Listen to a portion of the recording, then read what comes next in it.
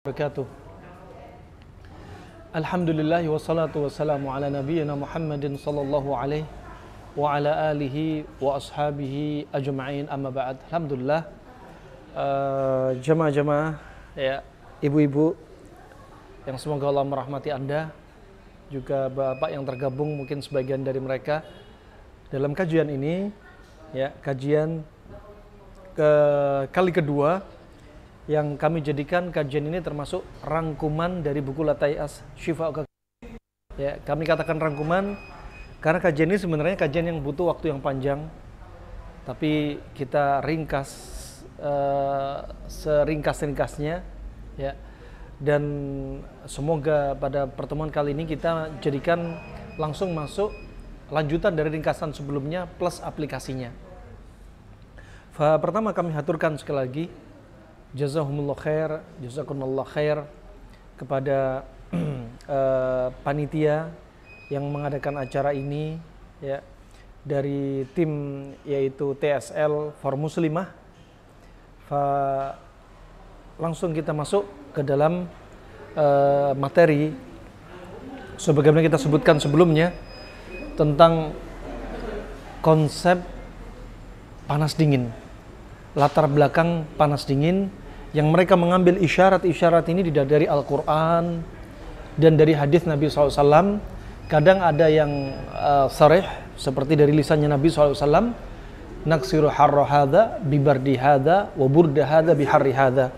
Ya, kami netralkan panasnya kurma rutab dengan dinginnya semangka, dan dinginnya semangka dengan panasnya kurma rutab.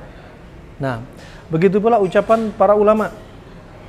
Ucapan para ulama, mereka yang menjadikan judul ini menjadi judul yang menunjukkan panas dingin dari pembahasan mereka. Seperti Imam Tirmidzi, Abu Daud, Imam Bukhari, Imam Muslim, ya. Dan setelahnya dari Abu Bakar Ar-Razi, juga Al-Hafidh Al-Mustaghfiri, ya, juga yang selainnya termasuk Ibnu Qayyim, Ibnu Muflih. Judul yang sangat indah menunjukkan mereka faham apa yang dimaksudkan dari hadis-hadis yang mereka kumpulkan dari Nabi SAW ini. Maka ini sebenarnya bukan perkara yang baru bagi umat Islam. Kalau ada yang mengatakan ini perkara yang baru bagi umat Islam, sebenarnya karena kita saja yang belum mengkupas kitab-kitab mereka terkait dengan konsep ini. Nah, dan subhanallah, kalau kita lihat panas dingin ini bisa diaplikasikan dengan apa? Diaplikasikan terkait dengan makanan. Ketika kita makan, kita kombinasikan. Dan ini cara yang terbaik. Ya, cara yang terbaik untuk menjaga keseimbangan kita, untuk menjaga kesehatan kita. Dan juga cara ini bisa digunakan untuk cara pengobatan. Ya, panas dingin juga bisa untuk cara pengobatan. Seperti ketika ada penyakit yang panas, maka subhanallah obatnya dengan yang dingin-dingin. Nah, dengan yang dingin-dingin. Sekali lagi, panas dingin ini adalah termasuk salah satu dari cara-cara untuk menjaga kesehatan sekaligus pengobatan penyakit. Tetapi juga perlu diperhatikan diantaranya terkait dengan olahraga fisik kita. Karena apa yang masuk pada mulut kita juga harus seimbang keluar dari tubuh kita. Begitu pula aktivitas olahraga juga perlu diperhatikan. Maka semuanya punya tautan, saling berperan. Nah, kemudian yang berikutnya, kalau kita perhatikan juga dari apa yang dijadikan Nabi SAW, dari makanan-makanan yang sabit dari Nabi seperti kurma dengan timun, kurma dengan semangka, ya. Kemudian juga yang datang dari Nabi SAW, ya, kesukaan Nabi tapi belum tentu sunnah. Karena apa yang Nabi senangi dari urusan dunia nggak bisa juga langsung kita katakan sunnah. Ya, perkara jibili, ya, perkara fitrah yang Nabi suka. Contoh, Nabi suka labu kuning dengan dendeng. Ya, ini nggak disebutkan Nabi bagian dari sunnah. Tetapi apa? Tetapi para sahabat menyenangi apa yang Nabi suka dari makanan Nabi, sehingga mereka ikutan suka. Ya, seperti Anas bin Malik, seperti Jabir bin Abdullah, seperti Abdullah bin Umar. Begitu pula ketika Nabi makan roti gandum dengan cuka, sama urusan dunia. Tetapi menjadi nilai pahala tatkala mereka niatkan apa yang Nabi suka, mereka ikut suka. Juga subhanallah, di antaranya juga yang disukai Nabi SAW seperti yaitu farid, roti dari gandum dengan daging. Ini juga sebenarnya ada panas dingin, ya, Nabi suka. Nah, kemudian juga ada khazirah, ya, ada juga kadang yogurt dengan kurma, yogurt dingin, kurma panas. Nah, dan banyak sekali.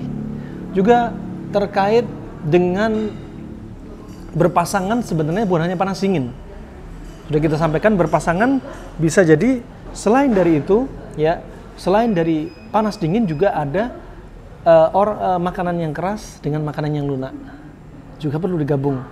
Terus makanan yang ada penyakit dan makanan yang ada badannya obat juga perlu digabung. Ya, contoh yang sabit dari Nabi SAW, hadis riwayat Imam Muslim, ketika Nabi berbicara tentang lalat.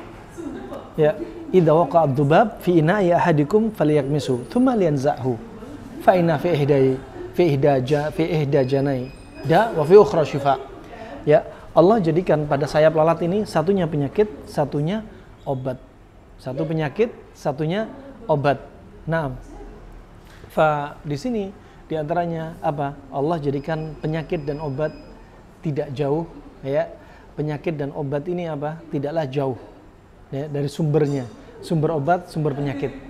Kemudian contoh untuk dipasangkan pada hadis Nabi SAW.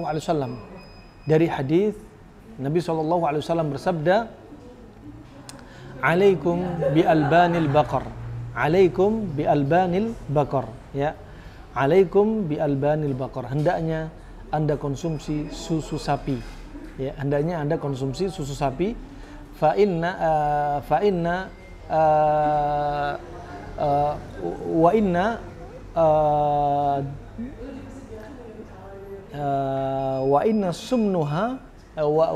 sumnaha dawa wa luhumaha da. Ini hadis Nabi SAW. Hendaknya Anda sering konsumsi susu sapi. Dan lemaknya, lemak daging sapi itu adalah obat, dan daging sapi itu adalah penyakit. Subhanallah. Di sini juga dipasang-pasangkan. Kalau makan daging sapi sama lemaknya. Kalau ada sayap lalat jatuh ke minuman, ya, maka dijelupkan karena satu sayap sebagai obat. Ini juga berpasang-pasangan. Ya, juga berpasang-pasangan. Allah ciptakan penyakit, Allah juga ciptakan obat. Ya, ma anzalallahu da'an illa anzalalu syifan alimahu alimah wa jahilu man jahilah. Ya, wa idza wafaqa dawa'u da bari bi idznillah. Allah tidak akan menciptakan penyakit kecuali Allah menciptakan obatnya. Jadi penyakit ada obat juga. Jadi ketika Anda sakit, nggak perlu Anda berobat ke luar negeri, nggak perlu Anda impor obat dari luar negeri ke dalam negeri. Obat Anda ada sekitar Anda. Nah, Anda mencari sebabnya. Wa idza wafaqa dawa'u da bari bi idznillah. Kalau obat cocok dengan penyakit, berarti ketemu sebabnya. Diagnosa ditegakkan, ketahuan sebabnya, maka cari akibatnya. Kira-kira dengan akibat obat bisa hilang sebab pasangannya, obatnya. Bari abi idznillah, akan sembuh dengan izin Allah Subhanahu wa taala. Kesembuhan di sisi Allah ada dua. Kesembuhan tanpa orang mengambil sebab, dan kesembuhan yang Allah jadikan orang mengambil sebab, yang sebab itu cocok apa? Antara diagnosa dengan obatnya, penyakitnya. Penyakit dengan obat. Subhanallah. Maka apa? Bari abi idznillah. Dengan izin Allah akan sembuh. Ini contoh berpasang-pasangan. Contoh berpasang-pasangan. Kata Ibnu Qayyim rahimahullah ta'ala, seperti contoh pada daging sapi. Itu penyakit. Nah, dan sifatnya dingin kering. Dan dingin kering pada daging sapi ini menimbulkan, kata Ibnu Qayyim dalam Zadul Ma'ad fi Hadi Khairil Ibad, menimbulkan darah kotor. Ya. Kemudian menimbulkan benjolan dalam tubuh, kaki gajah. Kemudian juga menimbulkan kanker, was-was dan lain sebagainya. Makanya kalau makan daging sapi kata Ibnu Qayyim rahimahullahu taala dengan menggunakan apa? Bisa dicampur jahe, merica, bawang putih. Ya, bagi mereka yang punya kolesterol nggak mau makan lemak sebagai penawar dari daging sapi, maka bisa ada solusi yang lainnya. Ada dengan solusi yang lainnya. Barakallahu fikunna wa fikum jami'an. Kemudian ya juga subhanallah Nabi SAW menjadikan juga konsep berpasangan ini pada pengobatan penyakit. Contoh kalau Anda perhatikan pada pengobatan penyakit, seperti orang yang terdampak ain, pandangan mata jahat. Di antara untuk menolak pandangan mata jahat dari diri kita yang muncul dari diri kita dengan cara apa? Doakan keberkahan kepada apa yang Anda lihat dari benda mati ataupun makhluk hidup. Barakallahu fik. Ya barakallahu alaik. Allahumma barik. Biar mata jahat kita gak menimbulkan dampak. Dan ini bimbingan Nabi SAW. Sebagaimana dalam hadis ya dari Abi Umamah bin Sahal bin Hunayf, ya, ketika Sahal bin Hunayf terdampak pandangan mata jahat dari Amir bin Rabi'ah.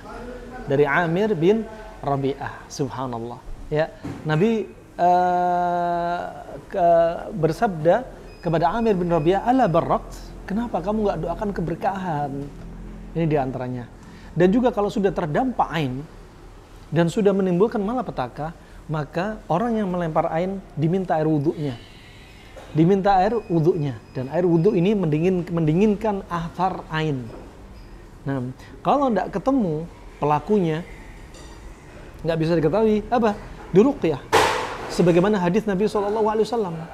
Sebagaimana hadis Nabi SAW ketika ada seorang jariyah dari Ummu Sulaim, ya, diriwayatkan Ummu Sulaim, ketika ada seorang wanita jariyah, riwayat Imam Bukhari, Nabi berkata, ya, bahwasanya inna fi wajhiha saf'ah. Sesungguhnya di wajahnya ada saf'ah. Saf'ah itu apa? Yaitu warna hitam ke arah kemerahan. Kemudian kata Nabi apa? Istarqilaha fa inna fiha an-nadrah. Ruqyalah dialah. Ruqyalah dia. Kenapa? Karena ada pada diri dia an-nadrah. An-nadrah yaitu apa? Pandangan mata jahat dari kalangan jin. Ingat di sini istarqilaha, ruqyalah dia. Dan ruqyah termasuk apa? Terapi tibun nabawi, jadwal tibun nabawi. Untuk mendinginkan yang panas dari ain, ya. Untuk mendinginkan yang panas dari ain. Makanya dzikir-dzikir ini mendinginkan.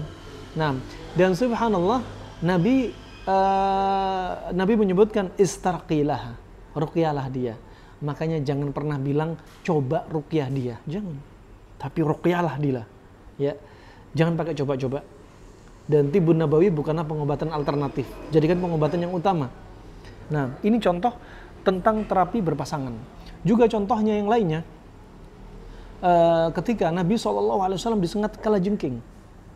Nabi SAW disengat kalajengking ketika sedang sholat, maka Nabi SAW keluar dari sholatnya. Seraya Nabi berkata, la'anallahu al-aqrab, ma yada' nabiyan aghir nabi. Dalam riwayat, ma yada' musalliyan aghir musalli.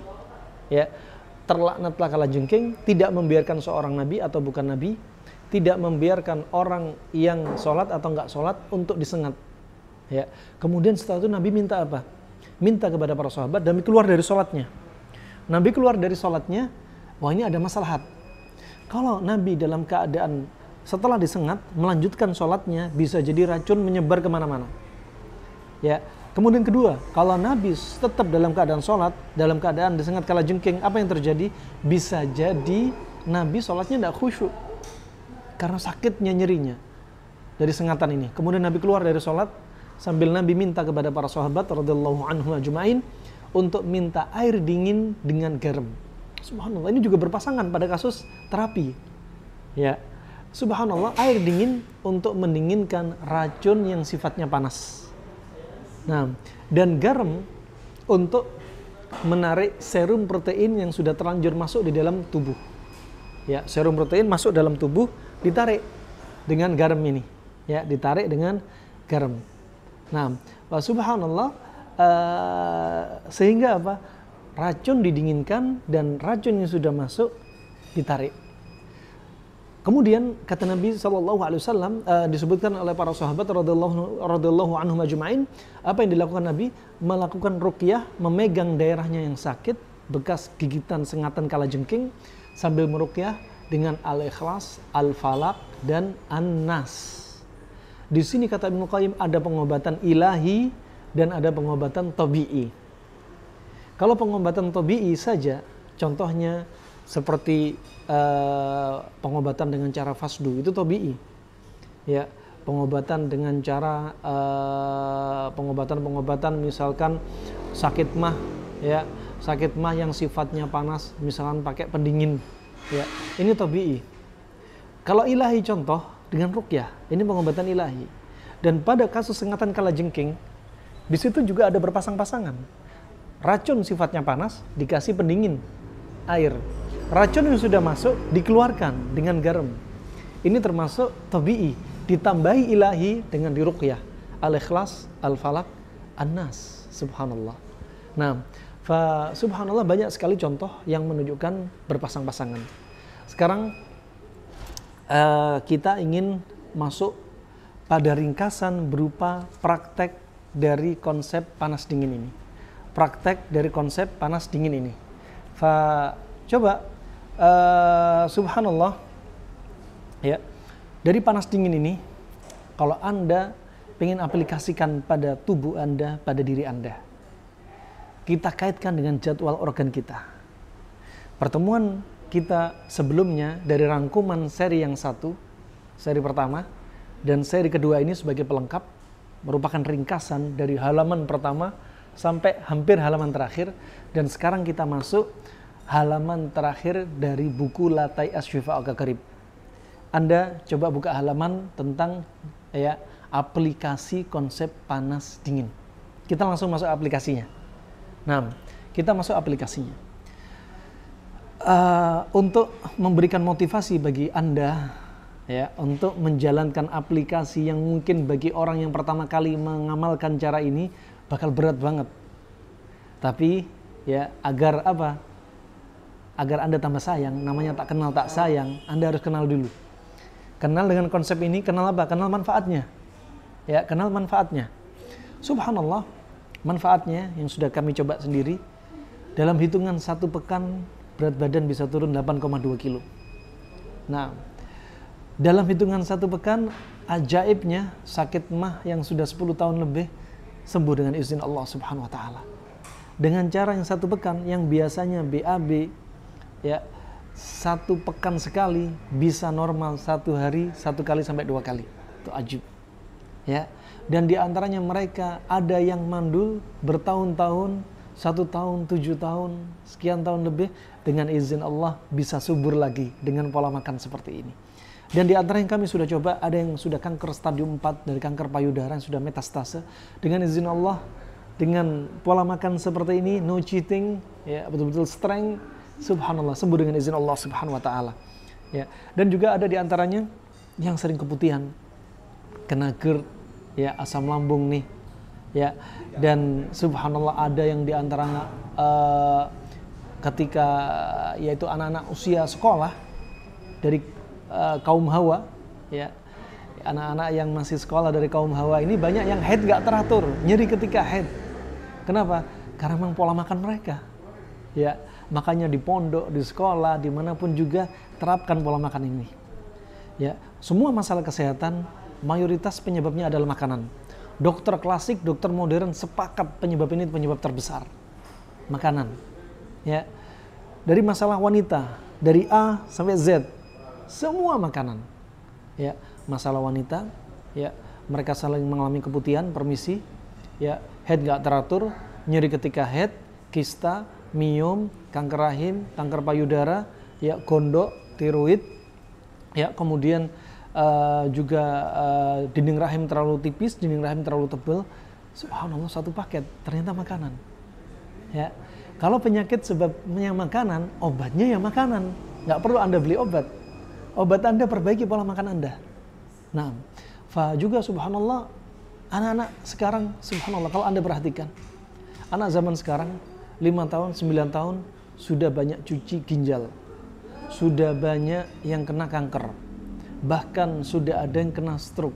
Kenapa? Efek dari pemanis aspartam. Efek dari makanan yang subhanallah banyak makan minuman instan yang nggak dipantau oleh orang tuanya. Hati-hati, orang tua bisa dihisap oleh Allah Subhanahu wa taala. Asalnya anak ada dalam keadaan sehat walafiat, lahir sehat walafiat. Kemudian subhanallah dengan gampangnya mereka sakit. Orang tua juga akan diminta tanggung jawab oleh Allah Subhanahu wa taala. Ya, tsumma la tus'aluna yauma idzin 'anin na'im. Dan nanti pada satu saat nanti, ya, pada hari kemudian akan diminta tanggung jawab dari kenikmatan, termasuk apa? Nikmat sehat. Nikmat sehat. Dan nanti akan ditanya di padang mahsyar, alam nusihha laka jismak, bukankah telah kujadikan kesehatan bagi tubuh Anda? Subhanallah. Yang bikin sakit kita sebenarnya. Ini yang perlu diperhatikan, ya. Masya Allah, dengan pola makan seperti ini, menjaga keseimbangan, selalu berpasang-pasangan dari konsep-konsep yang kita bahas, ya, latar belakangnya apa saja, akan apa? Menimbulkan apa? Keseimbangan. Termasuk orang yang kurus naik berat badan ideal, orang yang obesitas turun berat badan ideal. Itu ajib. Orang yang masya Allah ada yang kencing manis sampai 600, darah tinggi 200, subhanallah berani meninggalkan obat kalau makanan sudah dibenarkan. Ya, polanya diperbaiki. Gak ada ceritanya minum obat seumur hidup.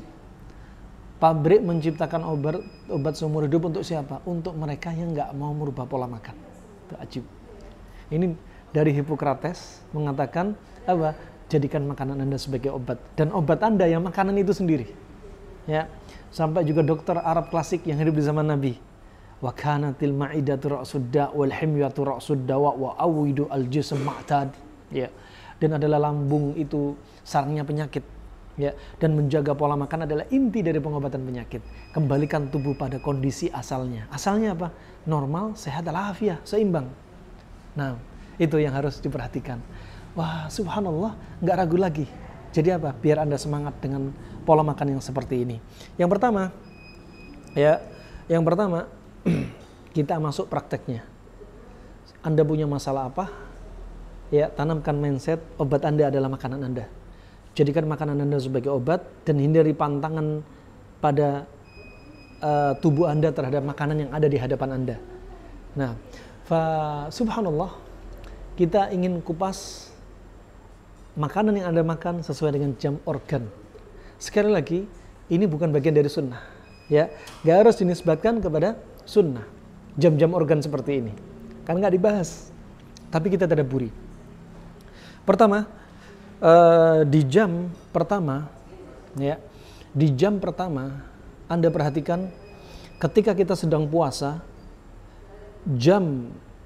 dari jam kita sahur sampai jam kita buka puasa, itu adalah jam kita mencuci racun.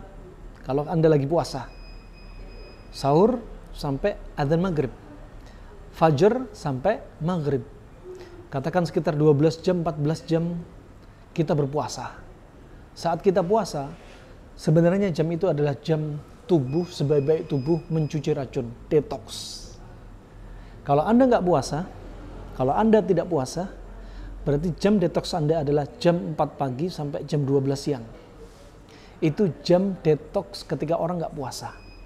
Di jam-jam ini, ketika puasa dan ketika tidak puasa ini adalah jam detox, yang mana detox ini adalah aktivitas yang melelahkan organ kita semua.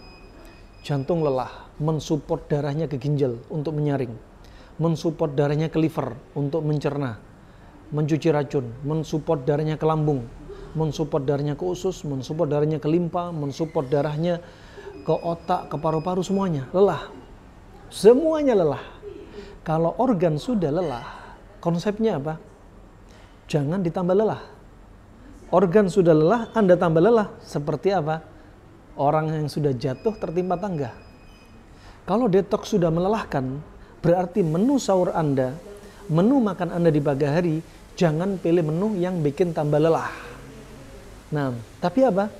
Pilihlah menu yang membantu proses detox.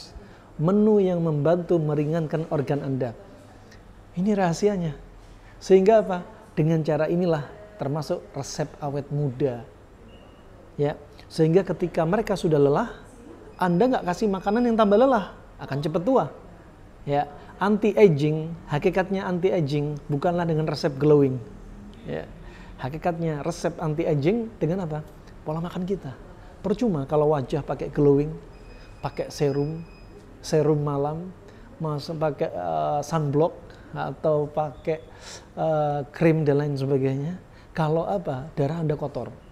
Nampak bersih dari luar, tapi darah semua kotor, pekat, kurang oksigen, kurang nutrisi, sehingga apa? Akan meracuni sel-sel semuanya. Nah, organ sudah lelah, ya. Subhanallah. Ini penting. Maka apa? Rahasianya ketika mereka sedang capek mendetoks, berikan menu makanan untuk membantu proses detoks. Sehingga apa? Sekali lagi, disinilah Anda menjaga organ tubuh Anda untuk tetap awet. Tetap istirahat diatur, olahraga diatur. Tapi makanan ini juga harus lebih diatur. Lebih diperhatikan lagi.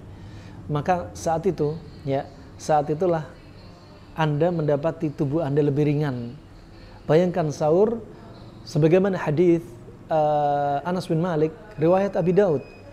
Nabi telah bersabda, "Ni'ma suhurul mu'min at-tamr." Senikmat-nikmat menu sahurnya, senikmat-nikmat sahurnya orang mukmin itu adalah dengan kurma. Dan Nabi seringnya sahurnya kurma.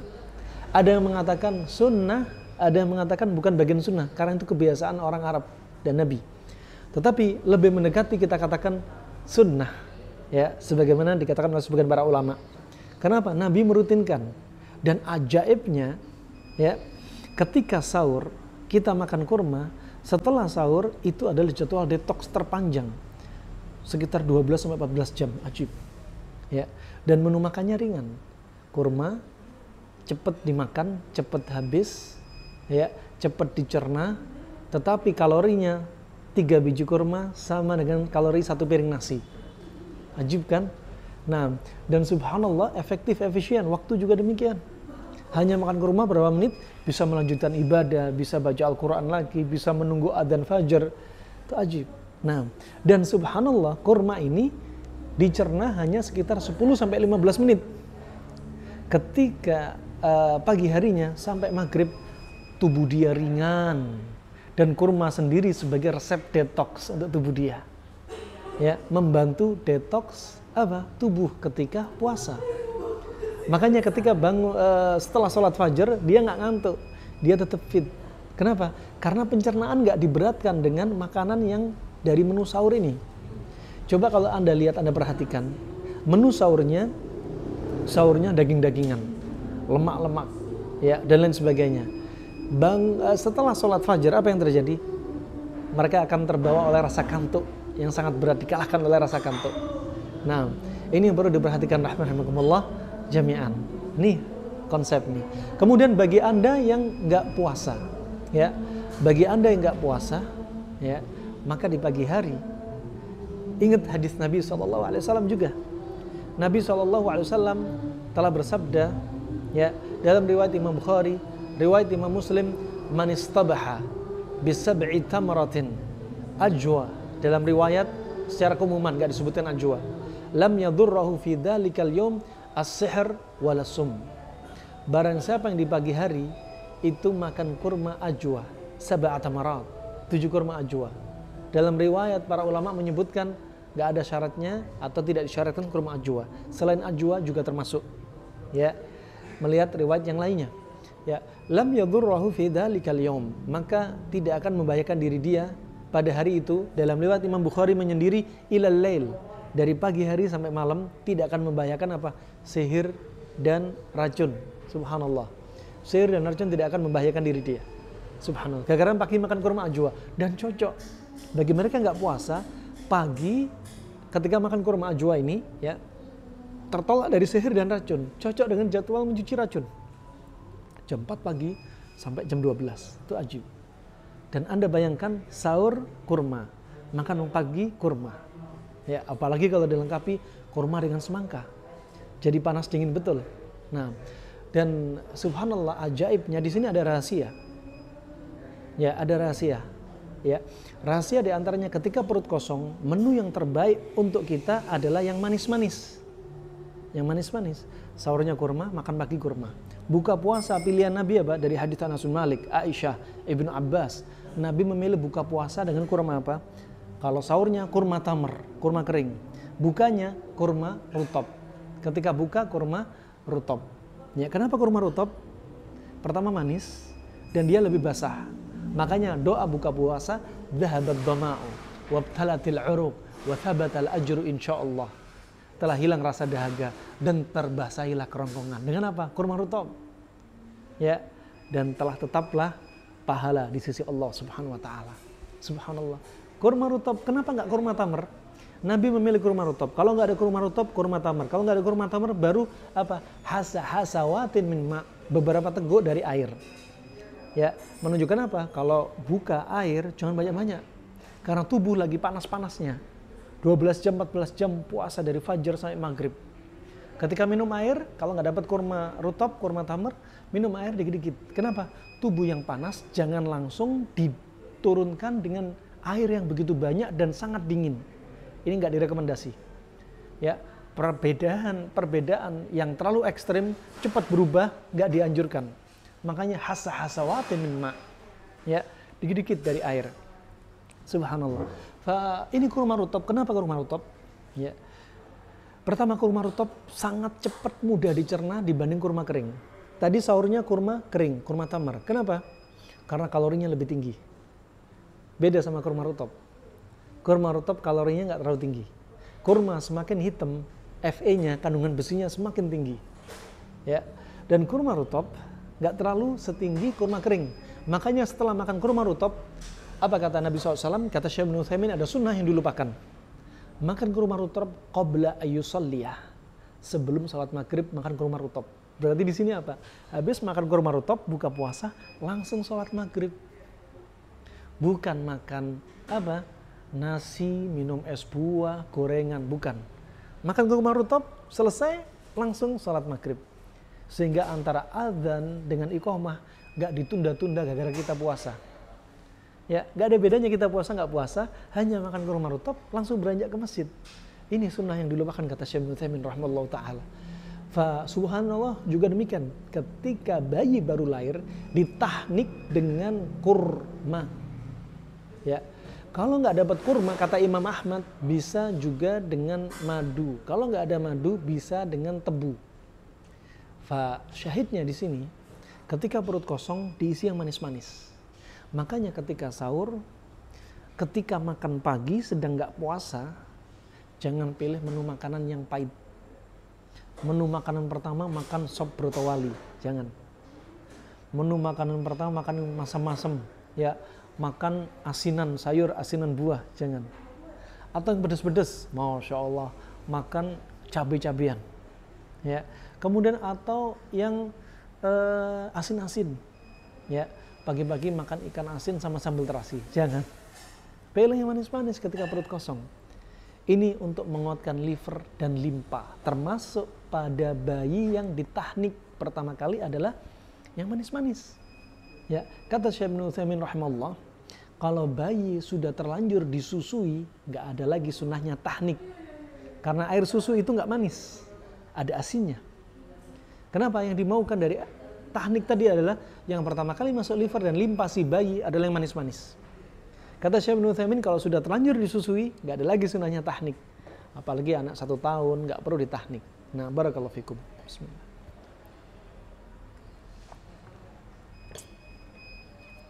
Kemudian, setelah pagi, ketika perut kosong Anda makan manis-manis, buah manis-manis, Anda bisa pilih menu detox yang lainnya. Selain buah bisa sayur, bisa madu, bisa air rendeman kurma, nabits misalnya, bisa dengan terserah apa yang Anda inginkan. Tapi yang jelas ketika perut kosong usahakan yang manis-manis. Ya, dan sebenarnya sudah cukup. Anda makan pagi 3 biji kurma misalkan, sama semangka sebagai pasangannya, sampai zuhur insya Allah Anda cukup kuat. Nah, dan yang menjadikan Anda tidak kuat adalah mindset Anda. Ya, makanya mindset full eating perlu diperhatikan. Ya, ketika subhanallah kalau nggak makan nasi berarti belum sarapan. Kalau nggak makan nasi berarti belum sahur. ini betul-betul akan membuat apa? Mindset dia membuat dia betul-betul perut lapar lagi. Nah, makanya subhanallah sebenarnya apa? Kita nggak perlu sarapan nasi. Kalau mau sarapan nasi halal, bukan makruh, bukan haram, silahkan. Tapi kalau Anda mau cara terbaik membersihkan racun dalam tubuh Anda, nih cara yang terbaik. Nah, kemudian yang berikutnya kita bahas terkait dengan makan siang. Ya, makan siang itu ada jadwal organ jam 12 sampai jam 8 malam. Disebutkan dalam riwayat Imam Suyuti dengan sanad yang sahih, hasan, bahwasanya kebiasaan Nabi seringnya makan sehari cuma 2 kali. Makan sehari cuma 2 kali. Dan Ibnu Qayyim menyebutkan bukan kebiasaan Nabi ngemil. Ya, sekali lagi ucapan ini Ibnu Qayyim butuh dalil. Ya, ngemil asal hukumnya halal, bukan makruh, bukan haram, silahkan. Tapi paling terbaik usahakan Anda makan di jam-jamnya. Jangan makan setiap saat. Kenapa? Ada saatnya organ istirahat. Nah, kalau Anda sayangi organ Anda, makan sehari 2 kali juga jangan nisbatkan sunnah. Sunnahnya makan sehari 2 kali. Jangan. Bisa jadi Nabi SAW makan sehari cuma 2 kali karena memang makanan yang ada cuma itu. Makanya Nabi bertanya kepada para istrinya, hal indakun minat ta'am, ya, hal indakun minat ta'am, ya, apakah kalian punya makanan, ya. Kemudian kata para istrinya, ma'indana illa falakal khubz. Ya. Kami nggak punya kecuali apa? Beberapa potong roti.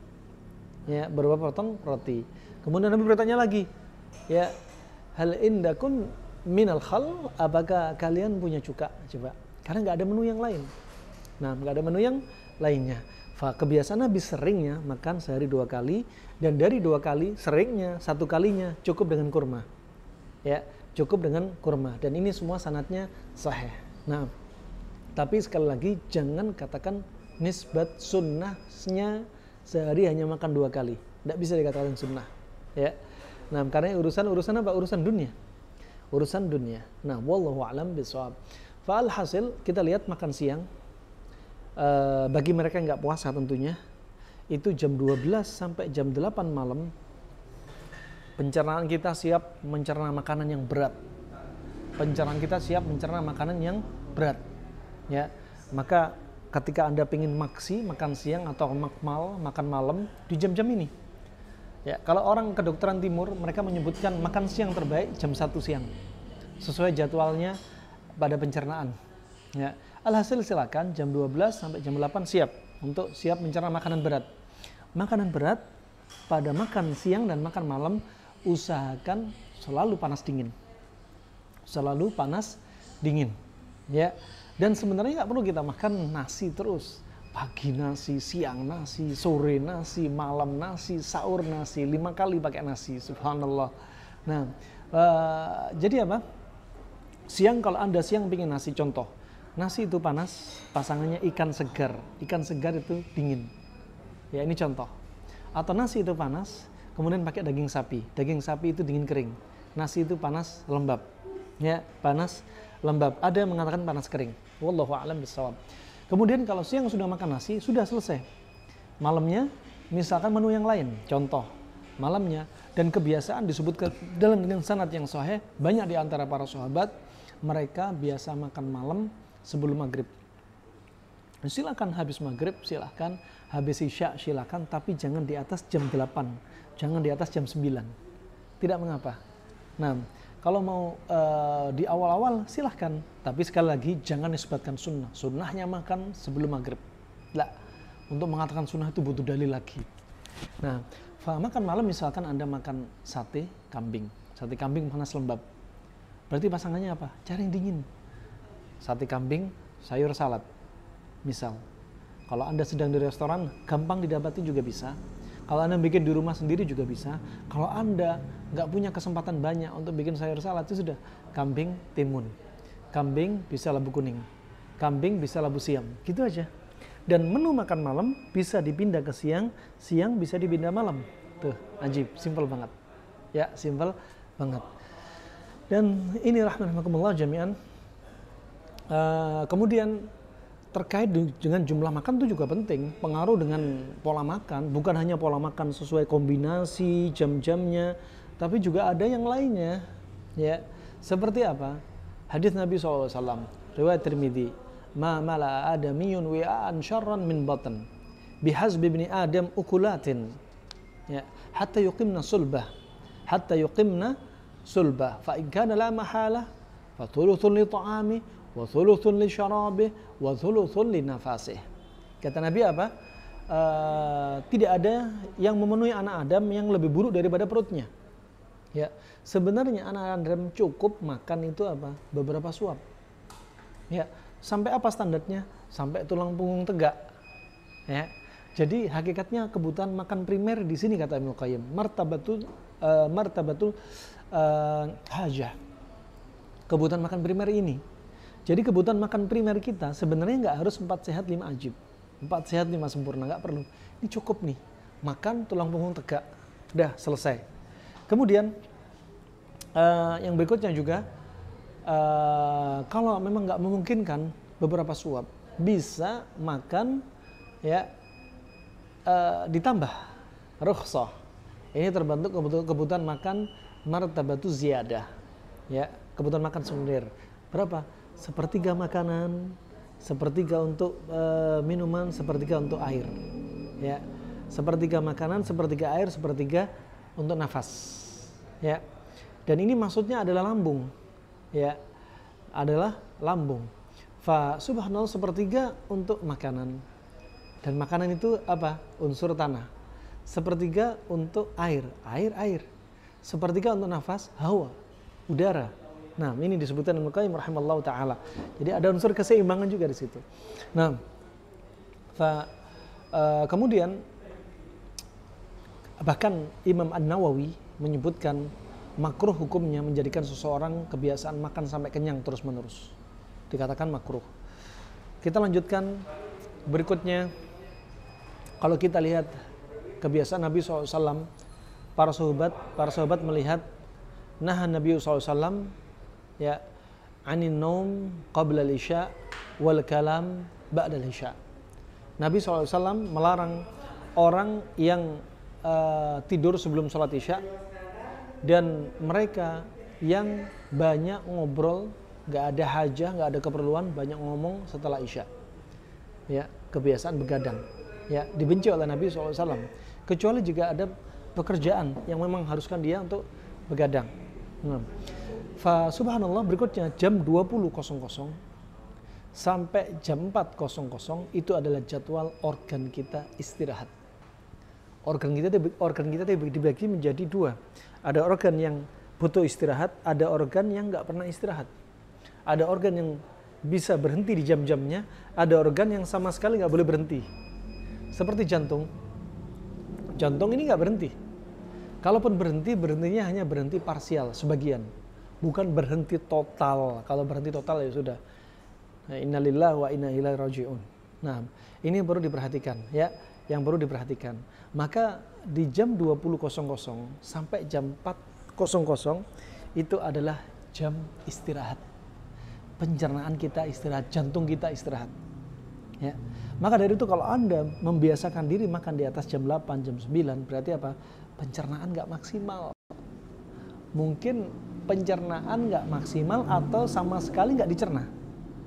Kalau pencernaan ya nggak dicerna dan nggak maksimal, berarti akan ada sisa makanan yang nggak dicerna. Lalu jadi apa? Akan jadi pembusukan. Ya, al-ufunah, afinah. Jadi pembusukan di usus. Kalau jadi pembusukan apa? Timbul gas. Selama tidur, gas tadi akan diserap sama pembuluh darah, disebarkan ke seluruh tubuh. Esoknya jadi apa? Tubuh meriang, perut kembung, sendawa. Ketika pagi hari masuk kamar mandi terus pilek. Ini karena uap yang menumpuk. Kemudian bangun tidur pusing, kadang vertigo, migrain. Ya. Kemudian berikutnya juga sering dada rasanya sesak sebelah kiri. Ya. Juga diantaranya apa? Bangun juga nggak fit. Kenapa? Sebabnya karena makanan yang numpuk di dalam perut tapi nggak dicerna. Ya, makanya jam 20.00 yang terbaik Ingat, bukan haram, bukan makruh, tapi ini yang terbaik. Ya, kalau jam 20.00 ya, alangkah baiknya Anda nggak minum, nggak makan buah, nggak makan nasi, nggak makan apapun. Istirahatkan. Makanya yang paling baik, ya, termasuk sunnah yang sering ditinggalkan dan sulit untuk dilakukan di zaman kita sekarang ini apa? Tidur di awal malam. Kalau tidur di awal malam, dia otak istirahat, saraf istirahat, semua istirahat, pencernaan juga istirahat. Alhamdulillah nyaman. Ini baru didapati apa? Betul-betul dalam keadaan fit. Dan ini sering kita tinggalkan. Kenapa? Kita nggak bisa zaman sekarang ini. Ya, susah kecuali bagi Allah mudahkan mereka. Nah, maka termasuk apa? Minum air pun itu tidak dianjurkan.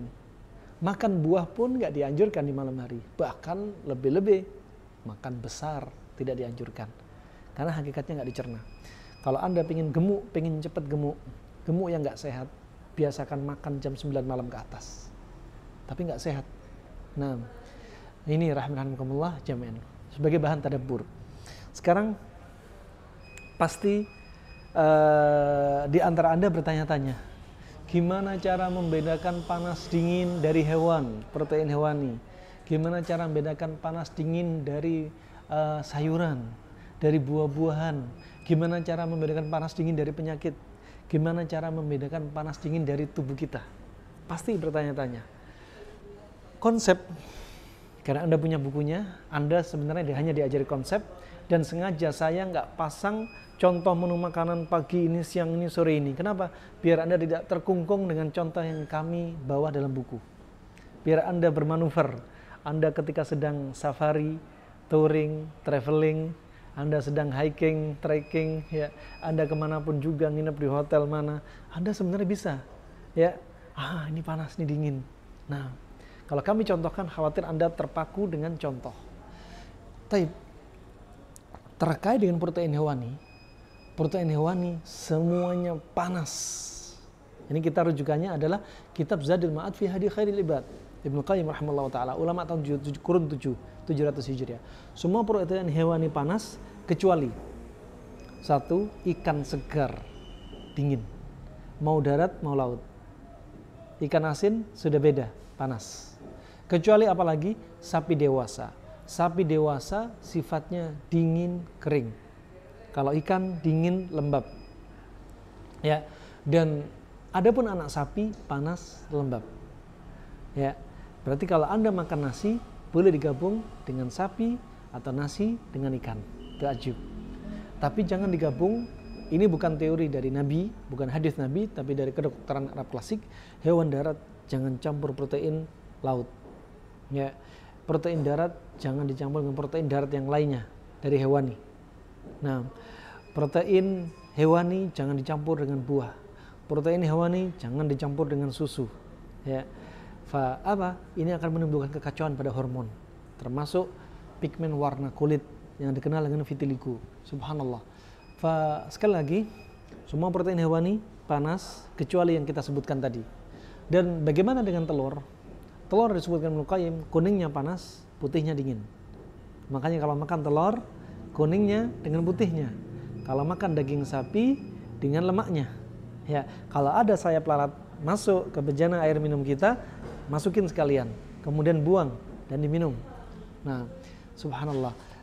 Kemudian kalau makan kacang dengan kulit arinya, jeruk dengan kulit arinya, ya, subhanallah, salak dengan kulit arinya, buah durian, ya, dengan dari wadah dari kulitnya diberi air kemudian bisa diminum. Ya, subhanallah. Kemudian ini dari protein hewani. Ya, adapun sisanya panas seperti apa? Ayam, bebek, ya, kuda, kelinci, onta, kambing, semua ini panas. Ya, semuanya panas. Burung, ya, burung puyuh, ya, dan sebagainya itu panas. Kemudian dari sayuran, ya, sayuran yang cerah-cerah sifatnya dingin. Sayuran yang gelap sifatnya panas. Sayuran gelap contohnya apa? Daun singkong, ya, kemudian juga kangkung, kemudian juga bayam, kemudian juga terong, ya, dan yang gelap-gelap yang lainnya Anda bisa ambil contoh. Adapun yang terang-terang seperti sawi, ya, seperti sawi putih, seperti wortel, seperti tomat, seperti timun, labu siam, labu kuning, ya, ini condong ke arah dingin. Nah, condong ke arah dingin, Anda tinggal pasangkan. Kemudian penyakit yang sifatnya panas, kalau Anda ingin mengobati penyakit sifatnya panas dengan makanan minuman yang sifatnya dingin, Anda sudah tahu apa saja minuman sifatnya dingin, ya.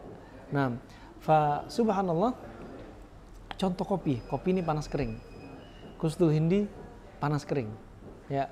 Kemudian air kelapa, ya, panas lembab, ya. Wallahu a'lam bishawab. Ada yang mengatakan selain dari itu, ada yang mengatakan dingin.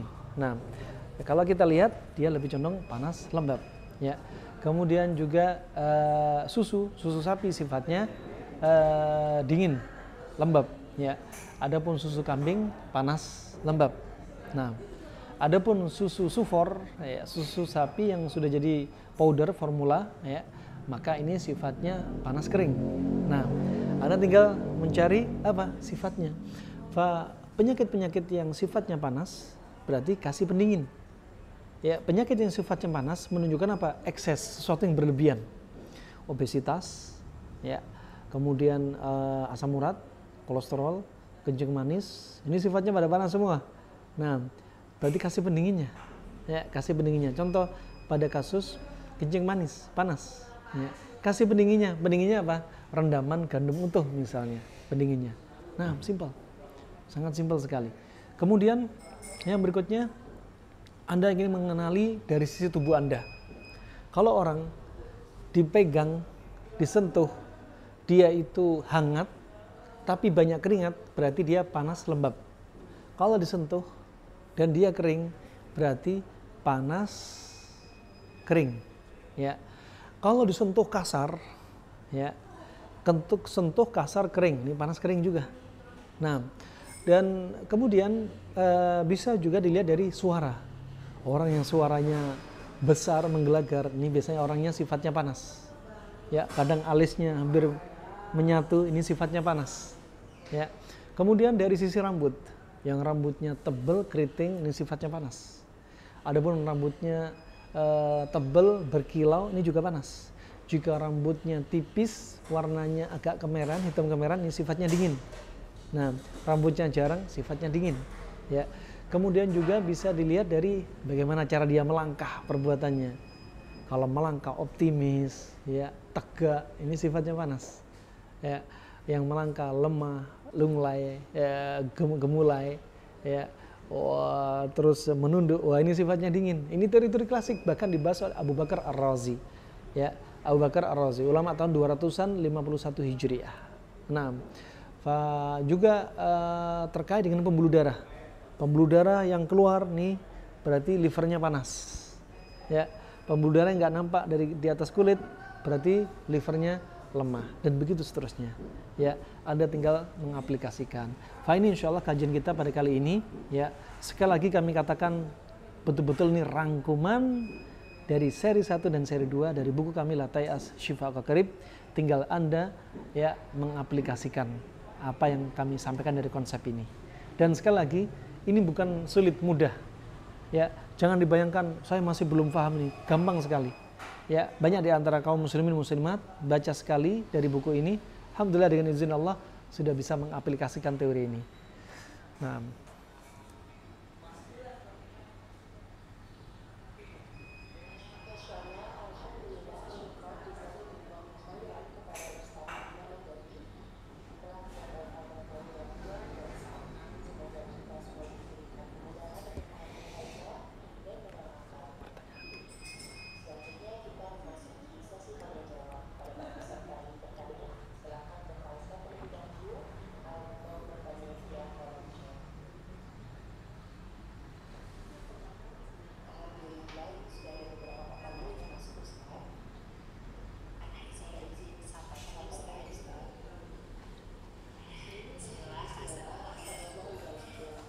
Ustadz, apakah kurma masih terjaga khasiatnya?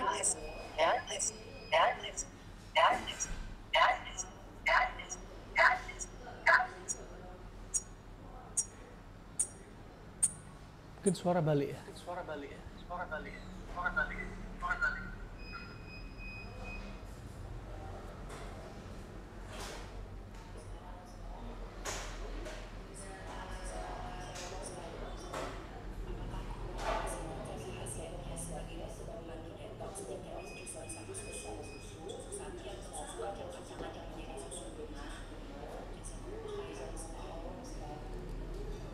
Wa jazakillah khair. Ya, labas.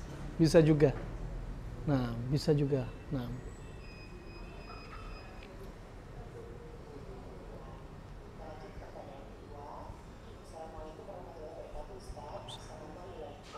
Izin bertanya, anak dari saya kodarullah didiagnosa hemoroid dermatitis yang terinfeksi daun telinganya bersisik memerah, terkadang sampai bernanah dan kepala yang berketombe basah.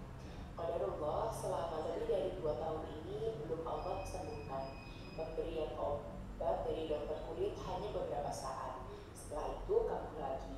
Mohon nasihatnya Ustaz, ikhtiar apa yang harus kami lakukan? Jazakumullahu khairan. Wa jazakumullah khair. Nah, Pak, ini kalau dilihat dari gejala ini, kira-kira jamaah yang hadir ini sifatnya panas apa dingin? Kita kembalikan kepada penanya.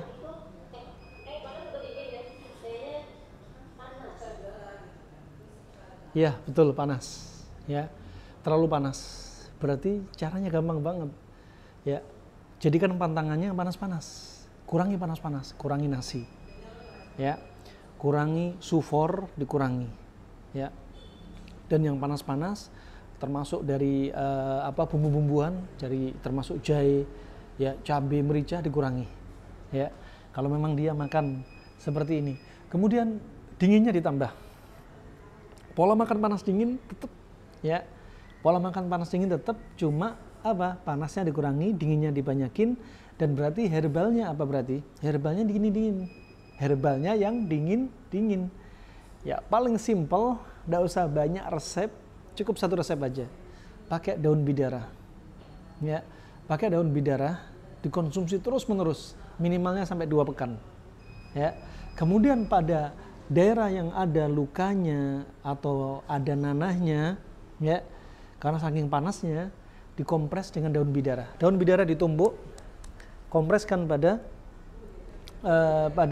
daerah yang tadi sempat ada luka, ada nanahnya. Kemudian kalau dia ketumbian, bagaimana caranya? Ambil daun bidara, ambil buah bidara, ditumbuk bebarengan. Dikasih air hangat, kemudian dilumatkan, diletakkan, dibalurkan di sekitar rambut, dipijit-pijit biar masuk ke pori-pori. Ya, lakukan cara ini sehari sekali, untuk minum daun bidaranya sehari 2 kali. Itu saja.